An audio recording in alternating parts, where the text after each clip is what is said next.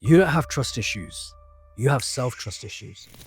Now, I know that's a big, bold claim right there, but that feeling of not being able to fully trust someone isn't actually about other people. It's about you and your lack of self-trust. Now, for years, Sham was convinced that other people aren't trustworthy and everyone lets her down. She had a mental checklist of people who lied and betrayed her, friends who let her down. And every single time it happened, every time she was let down, she built her walls up that little bit higher. She genuinely thought she was protecting herself, making herself stronger.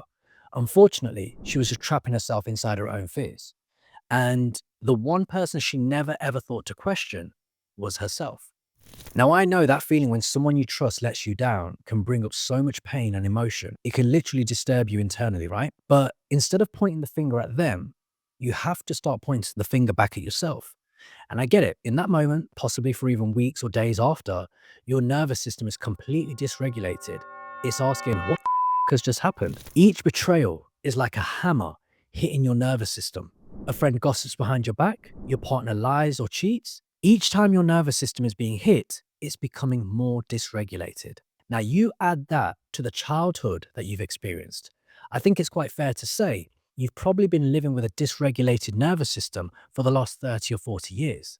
And then you start believing that, oh, it's better to be alone. Life is easier on your own and you're the strong one who doesn't need anyone. But that isn't strength, that's fear. This pattern gets rooted deep into your nervous system. Your past experiences teach your body that people are a potential threat. So you're always in a state of hypervigilance, always scanning for the next danger or the next problem, and always questioning someone's true intentions. Now, I'm sure you'd agree with me, that's exhausting. Constantly analyzing every word, questioning every motive. You end up creating a self fulfilling prophecy, pushing people away, believing that you were right all along. But what if they weren't the problem? What if the only common denominator in all of these failed connections is you? Now, I appreciate it's a scary thought, but as long as they are the problem, you get to remain the victim. But if Sham was the problem, that meant that Sham would have to take responsibility and look at herself. And this is exactly why I say you don't have trust issues, you have self trust issues. Now, that one statement sent me down a rabbit hole. And the truth is, the real reason you can't trust other people is because you don't trust yourself. And let me say that again. You don't trust yourself to be okay if they let you down. You don't trust your own judgment to pick the right people or choices. You don't trust yourself to make the right decisions. You don't trust yourself to set and uphold a boundary when you're feeling uncomfortable or being disrespected. And you don't trust that you'll have your own back when it really counts. Because every time somebody has let you down in the past, you have abandoned yourself right along with them.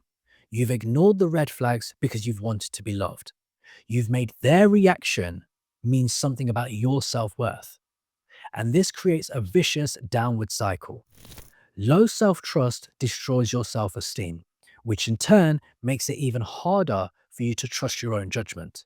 You end up at war with yourself. One part of you craves connection, the new career or whatever it may be, while the other part of you is absolutely terrified of the potential pain and the unknown.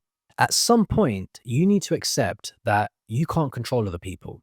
They might disappoint you, they might leave, and that's a part of life. All you can do is control what you do. You can learn to trust that you will be there for yourself no matter what. The safety you're so desperately looking for out there has to be built in here. And you're probably wondering, how do you actually build self trust? So, first and foremost, you have to keep your promises to yourself. If you say you're going to wake up at 7 a.m., then you wake up at 7 a.m., no snoozing. If you say you're going to go for a 30-minute walk, then put your shoes on and make sure you go for that 30-minute walk. Do not negotiate with yourself.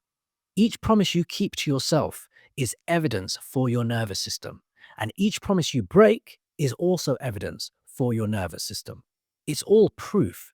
And you want to create as much proof that you can rely on you and depend on you as possible. Execution and excuses cannot coexist.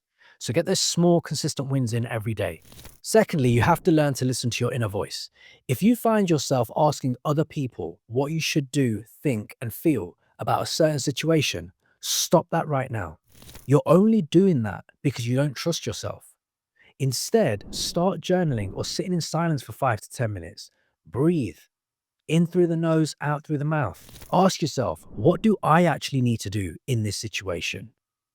That quiet voice you've been ignoring for so long will speak. You have your own answers. You just have to learn to listen to them again.